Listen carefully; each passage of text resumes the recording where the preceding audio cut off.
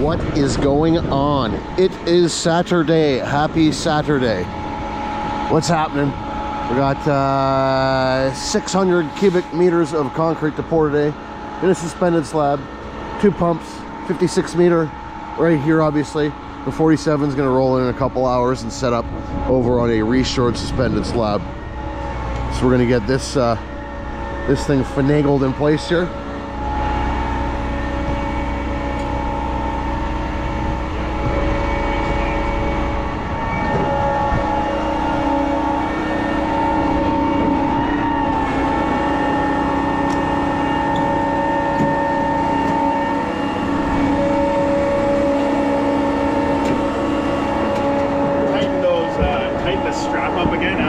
Okay. So the pads will fall back down.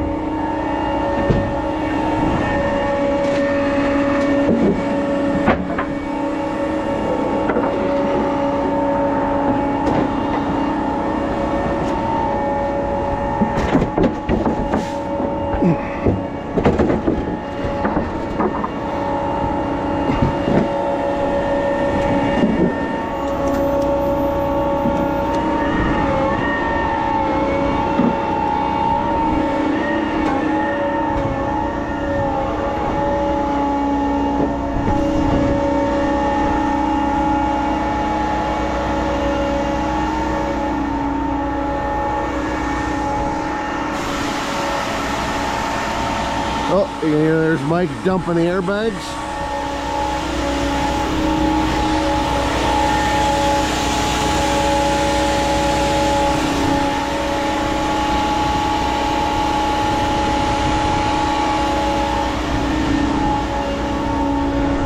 Which helps to prevent the pump from lifting on the non-working side. You don't have the air springs trying to lift the whole unit up, acting in a reverse action of what you want the counterweight of the truck to actually be and do. So yeah, if you got air ride suspension, dump the bags when you're setting your riggers and before you stretch out. It'll keep the pump more stable.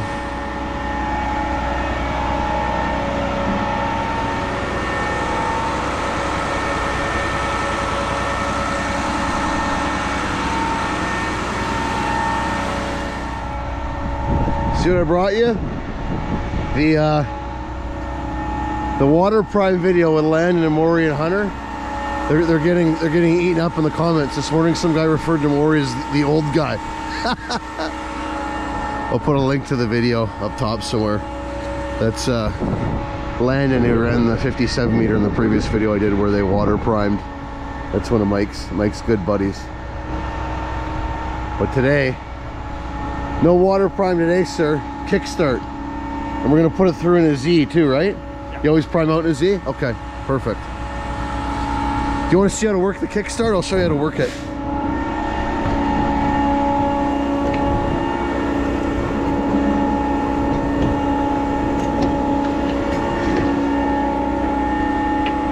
Especially people that roll their water hose up around the rail here and they'll roll it up like 30 times real tight. I hate that. I see it all the time. It makes no sense to me. How do you roll your water hose? Too much hose? I think that your loops are a little bit too tight, but at least you don't wrap it around this anymore. That's what I was just talking about. Oh, I hate that. It's just enough hose to rinse the road grime off the pump every time you pull into sight. Except for today, apparently. Look at this, look at this. To make me tell you stories about how my pump, if I actually had one, was so clean. That's easy when you do like 3 jobs, 6 meters, and oh god, here we go, here we go. He's actually kind of right though. So first we'll get rid of the bentonite.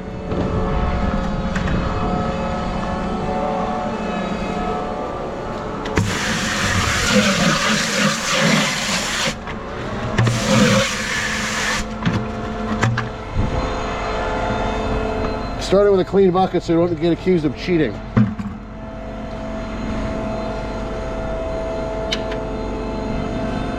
So what I was told was half a bottle to a hopper for guys that flood the hopper out, because we're gonna use the bucket here in the prime port.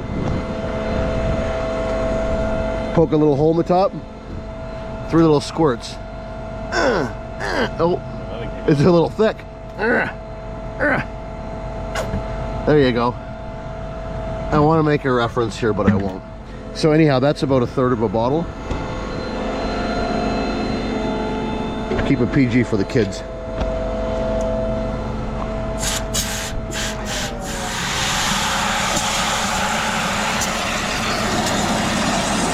I'll load this bucket all the way up with water. We're just going to let this sit for about 3 or 4 minutes. That's what I love about this stuff, is how quickly it gels up. You're not waiting 20 minutes for it. It reacts really quick.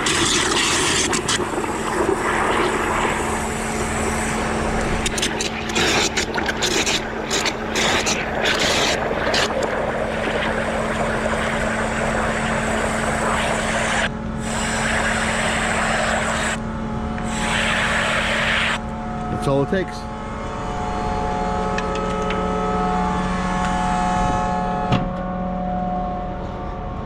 Just like that, that's all it takes.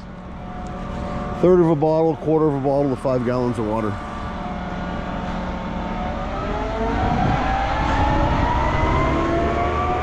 What I prefer about it versus bentonite, it's less messy, it's convenient to pack around.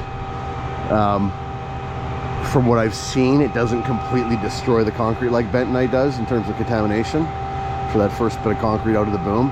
That being said, I still wouldn't pump it into anything structural, just to be on the safe side. So we'll use a prime port here. Did you see it? I sent you the video of the prime ports with a wedge clamp. Wedge clamp? Oh yeah, I'll show it to you in a minute. Yeah, a wedge instead of that, this threaded clamp that always strips out. These threads don't last. My buddy mentioned a couple times, Chris over at Meals, who I've been talking to a fair bit lately, Meals Concrete Company in Australia. He sent me some photos. They have a really cool clamp, and I'm gonna insert the photo right now.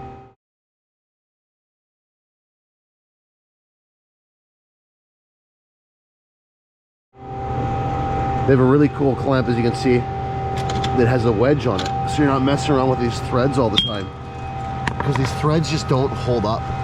I swear they last maybe a year, so sloppy they are, even on this one already. And they always seem to strip out at the least opportune of times.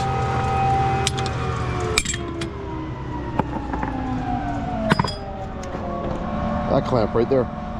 Come check it out. Here, I'll show you.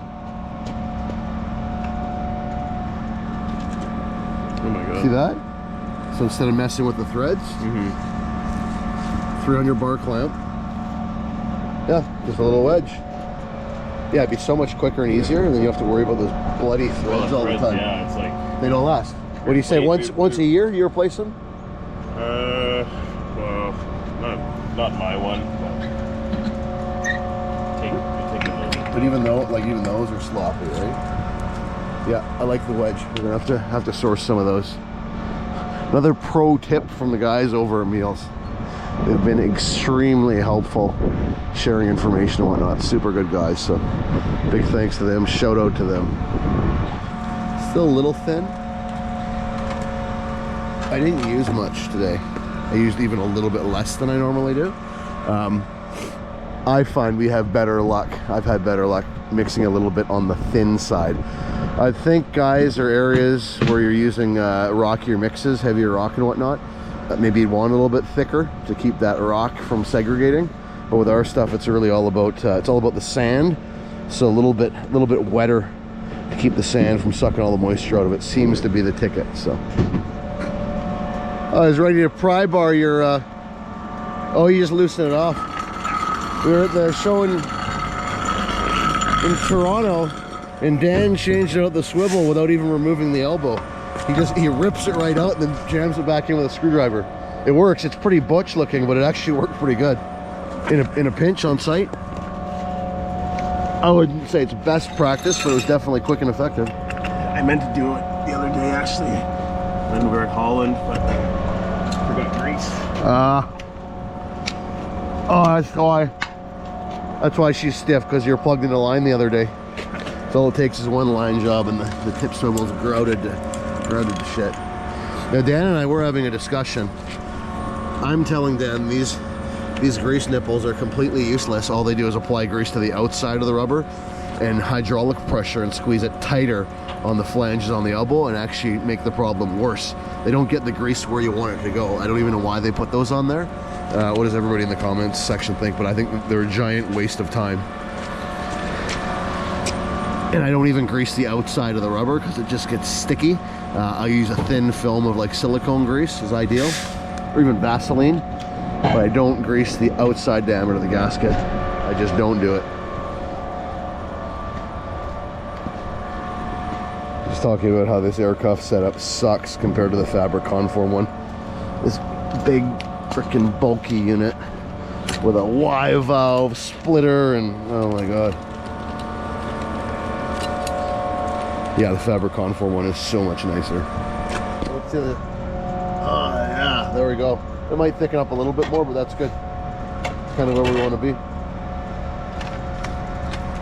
Well, let me get my bottle here and hold it for the product placement. Okay, let's see it. You have to get it in the hole, Mike. That's the one caveat to using this stuff. Critical element. It needs to go in the hole. Too much in the bucket. Too much, yeah. Okay. Always my fault. There we go, just like that. Beautiful.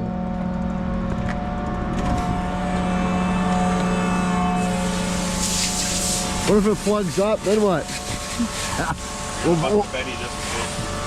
We'll blame it on the boom formation. How about that?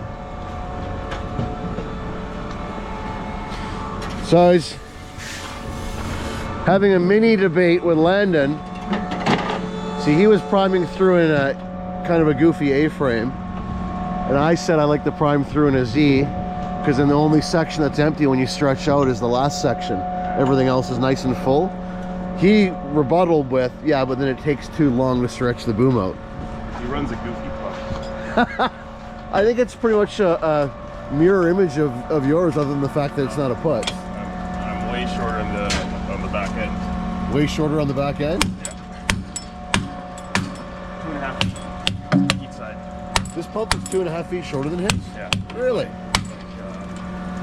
16 and something, I think, on the back end. Oh, on the outriggers. I thought you meant total length. Yes, you are. Yeah, your rear spread is 35.5.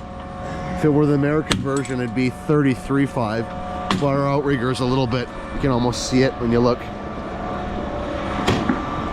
From there to there on this this rear steer version with a 6-axle equally spaced chassis, the rear leg is actually a little bit longer.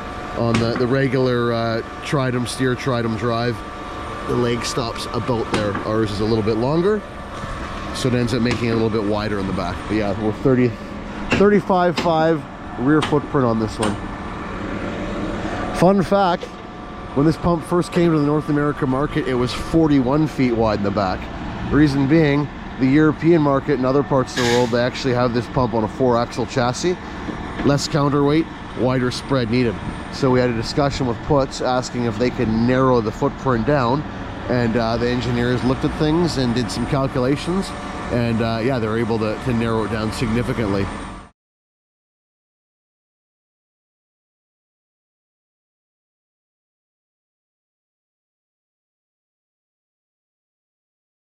Because back in 2014 when we got this pump, that was kind of it would have been a deal breaker for us having a 41-foot wide spread on the back when our 58 meter is only like 35 feet wide. We wanted to keep everything, you know, pretty much uniform within the fleet, so all the pumps were interchangeable, or at least as interchangeable as possible on the job sites. So anyhow, that's a fun Putzmeister fact. It used to be 41 feet wide in the back, and then they changed it for North America. And this one, when we got it, actually was 41 feet wide. And then when they made the changes, the update was a spacer that goes in this rear slewing cylinder for the rear leg, and it limits the travel on the cylinder, which is how we got our 35 feet and change. You can see we had to repaint the lines for full extension. It used to be a sticker, and it was out around here. Fun Putzmeister facts. So that being said, if you have an early 56 meter that still has the wide spread, to my knowledge, it can be updated with that that spacer kit in the rear slewing cylinders to narrow the footprint down a bit. And yeah, if you're looking at the primer here, it's one of the very, very few structural cracks we've seen on this machine, and it's 10 years old now, and it wasn't anything dangerous. It was just wear and tear stuff. You can see it's done it on the other side too. So they welded up, painted over, and good to go for our next boom inspection, boom/structural inspection. Just waiting on concrete. We're actually way early. It's only 7:30 now. We started setting up at about 5 after 7. This pump is really, really quick to set up. Significantly faster to set up than our 58 meter, that's for sure. That thing is a big old sloth in comparison to the 56. This one is quite nimble for her size.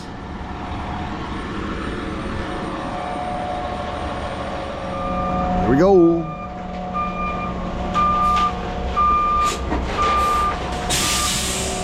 Come on, man. So Mike, what speed do you normally prime through at? Sorry. About a 2.5, 3, so about 40 meters. So I find with a quick start, because it's thinner than bentonite, it likes to be a little bit quicker on the prime. Just to keep it from running ahead of the concrete. Ready when you are.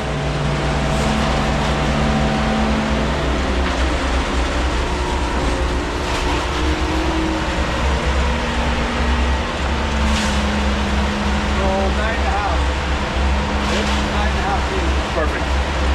So it'd be 9.5 and like 600 bucks.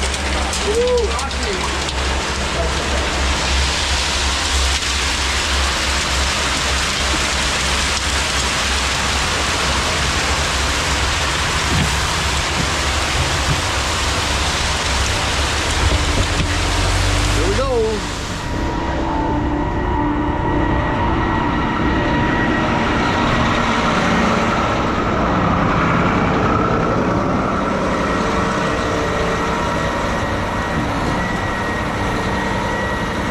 One thing I do really quickly is I check for air coming out of the hose.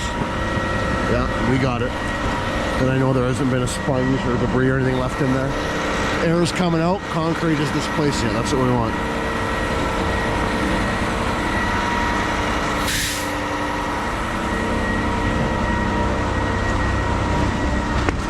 Are you nervous at all, sir? Are you nervous? Don't worry, kickstart won't let you down.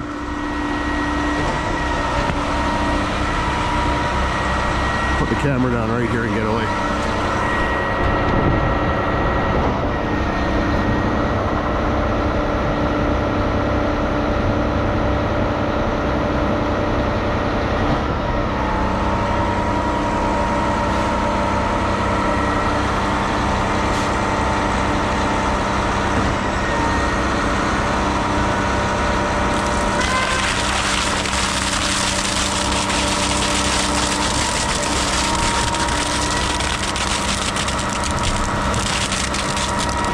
What do you think? Amazing, right?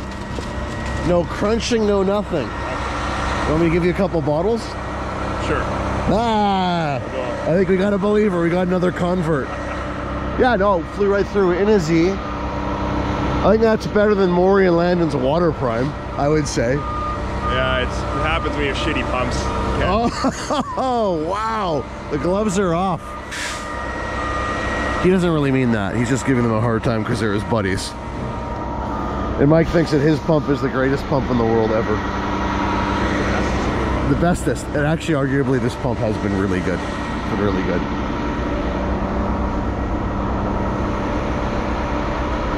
Maury bugs me enough about my Putzmeister. We're allowed to give him a jab every now and again at his Alliance. Both good machines. It's an old Chevy versus Ford battle, right? Anyhow, we'll go up top and watch some concrete come out of the hose.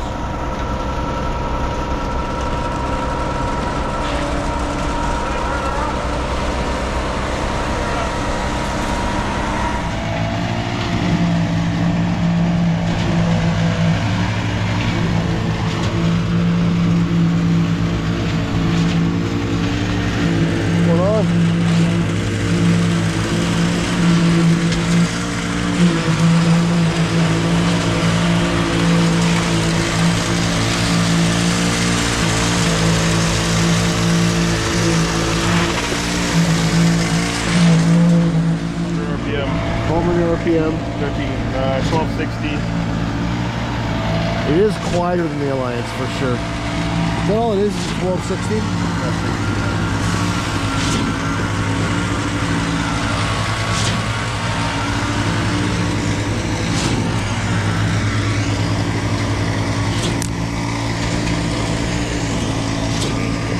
Fogged out. I got it. Got the shot. Got the shot.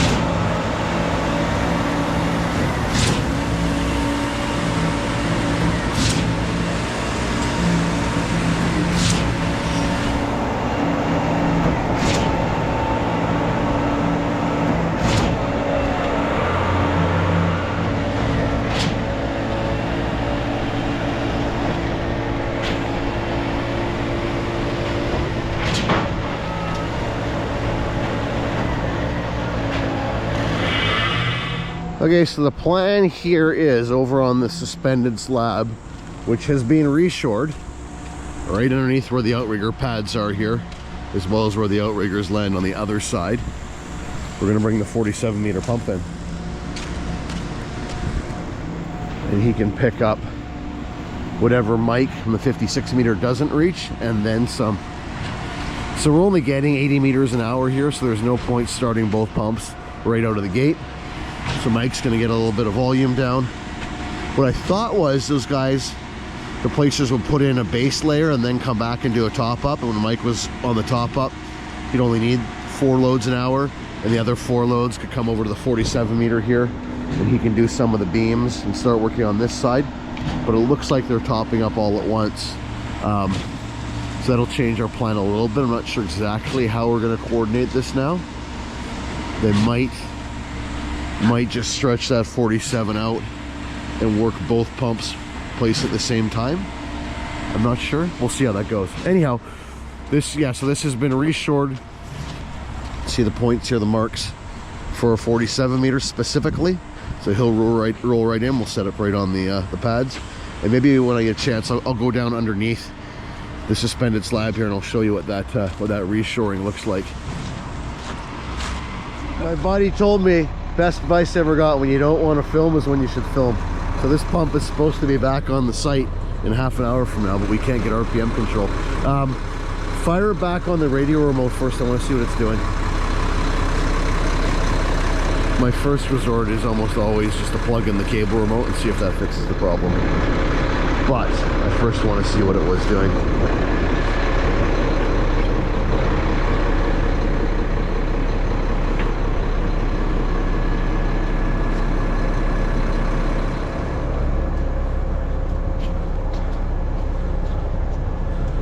Okay.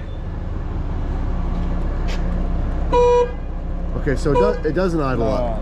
Okay, so I'll show you the first thing. This thing works in the outrigger. Yeah, I'll show you the first thing to check. When your RPM don't work, the first thing to check. Bring the remote with you. I think we're gonna learn something today. Oh, I already know what I can see it from here. Do you see what I see? You see where that handbrake is? Push it forward just a little bit.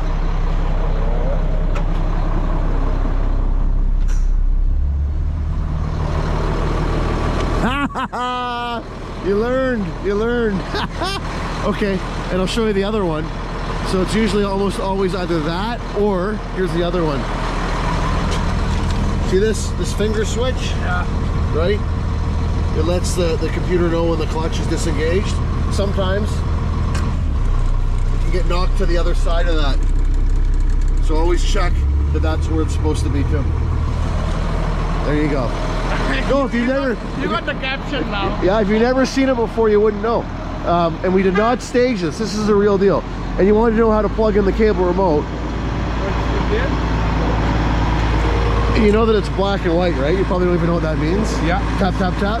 The controls? Yeah, it's connected, that means. No, no, no. It means when you go to move the broom, it's on and off. Oh yeah, there's no settings. There's no settings, yeah. Okay, so to plug that in, God, I gotta refresh myself.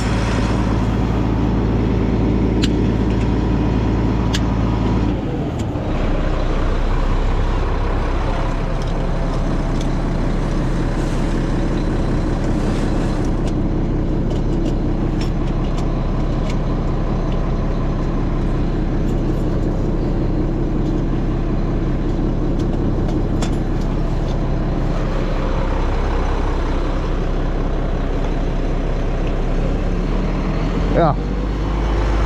So yeah, you just unplug that one.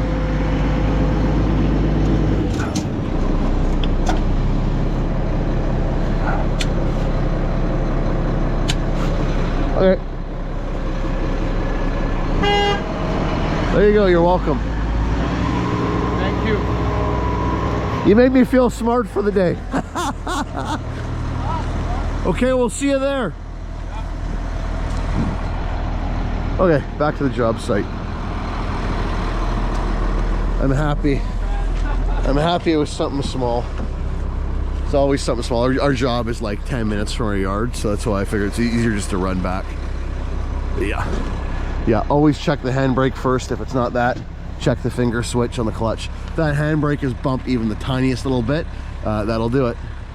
The other thing we'll do while we're here, check in on my little science experiment. I poured this out 2 days ago now. Concrete, which is regular concrete, which is rock hard. Concrete that was about 4 hours old, then I added brown sugar to it. Yep, you can still do that to it. And concrete that I cycled white sugar through on the job site before I left. And it's actually, it's stiffening up a little bit. It's getting some set, but it's still, yeah, it's still got no strength to it. So the white sugar, a little bit of set, no strength. Brown sugar, still absolute complete mush. And regular concrete, rock hard. 2 days later.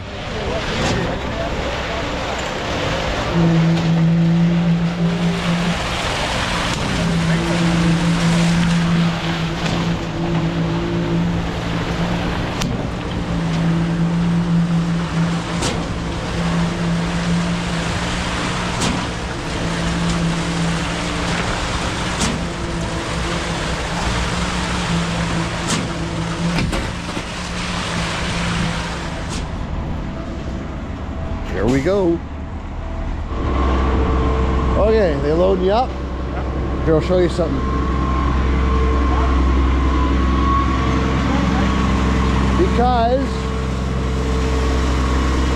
Because you're more flat out at those sections, prime it through quicker. So the primer doesn't run ahead of the concrete. Prime it through faster than you normally would. Tell the buddy not to get off the hose till it's through though.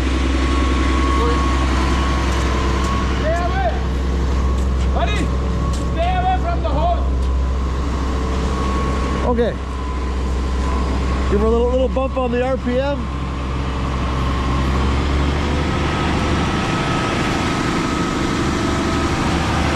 Yeah. We're just gonna go a little quicker than we normally would. Yeah.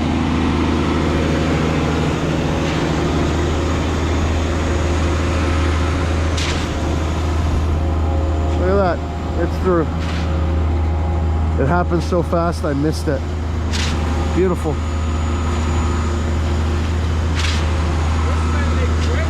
What's that? This went like really fast. Well, the volume on that one's weird. A 4 is like a 7 on most of the other pumps, so. But that's what I find. If I've got to prime out with sections more horizontal, I'll do it quicker. Otherwise, that primer will run ahead in the pipe, right? And when I use that liquid primer, it likes to go through a little faster. If I'm doing the 38 on a residential job and like a 3-inch hose or smaller, I'll still go really slow. There you go. Somebody will show up. Yeah. Just turn it on. Somebody will You show up. build it, they will come. Yeah, just keep building it. There we go. 2 pumps in action.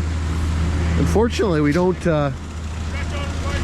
we don't really have the manpower to support it, so. But we still needed the second pump just for this corner here, which you can't reach, so it was needed regardless. So he's just gonna go ahead and fill in some of the beams ahead of Mike here. You really notice the difference between the 16 cell and the 18 with the 9-inch material cylinder versus the 10. The strokes are a lot shorter.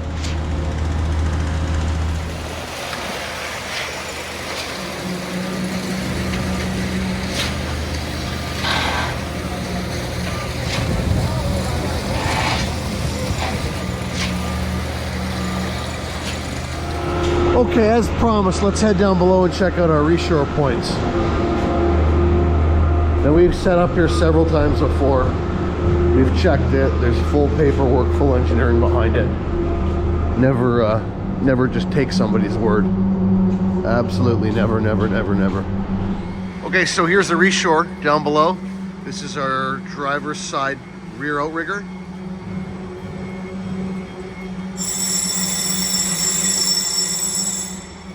Go around to the front outrigger here.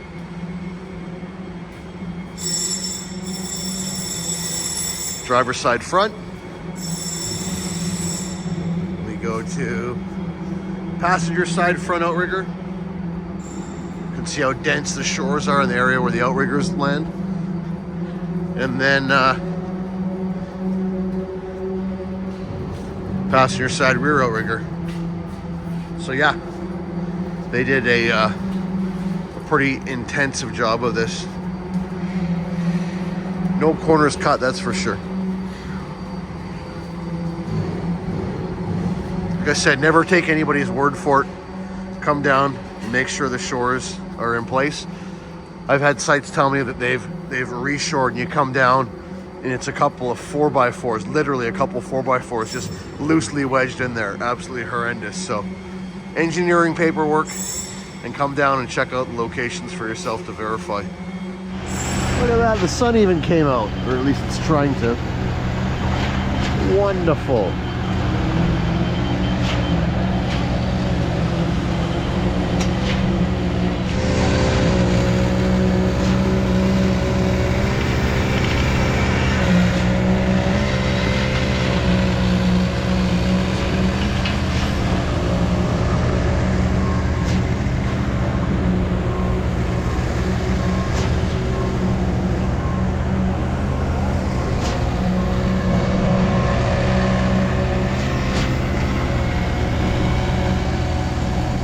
I honestly think that for boom pumps, the kickstart might be better than vent knife.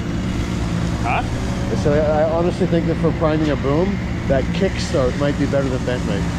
Yeah, it worked out pretty well. It does. Even with the crappy prime position on the 47, it flew right through. It's just way more convenient too.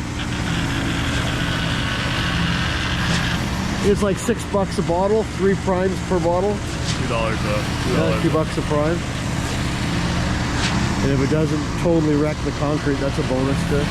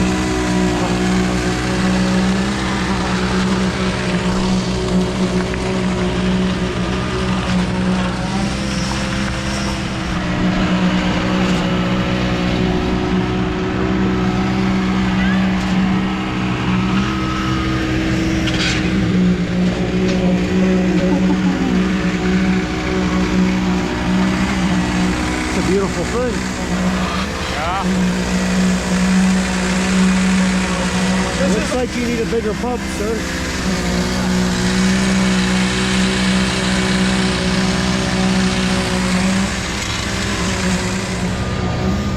What's funny is you started after Mike, and I think you're going to be out of here before him too.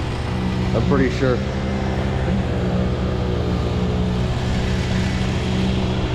Depending on how they pour this out, we're about 70% finished here.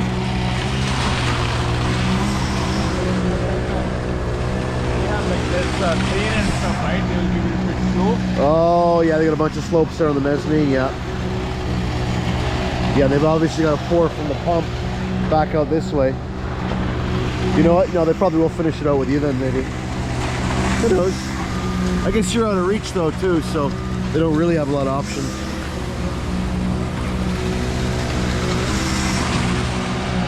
If you want, Mikey, I can pour the bottom of this one. Well, Mike, I think you're going to be here last. Jag's out of reach, sorry. He's got holes on. Yeah. It's a dirty trick. Last guy to set up, first guy to leave. Wow. He's qualified to run this now. Yes, Jag is certified to run a 47 meter and larger pump. He has his ticket. Our new pump certification program. Maybe I'll insert a picture of my ticket.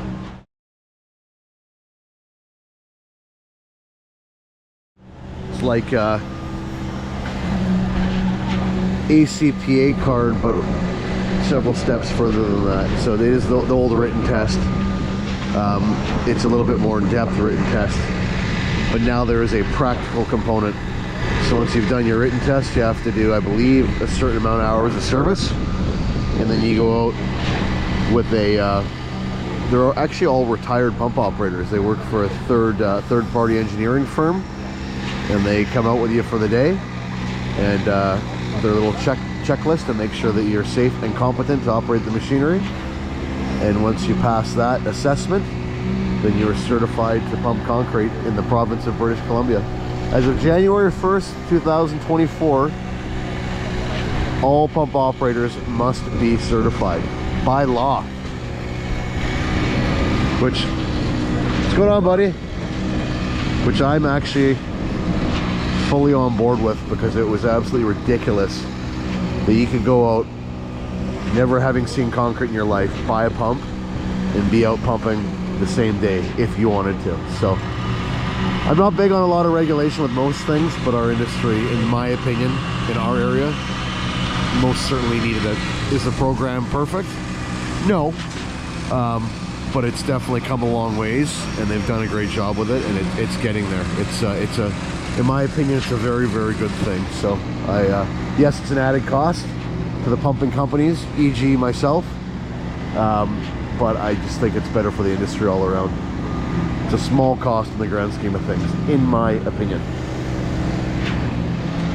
All right, well, I've seen about enough today. You guys got a few hours left here. I'm gonna take off. I think we've gotten the gist of it. So, you know how it goes. Thanks for watching. Keep on pumping. Catch you on the next one.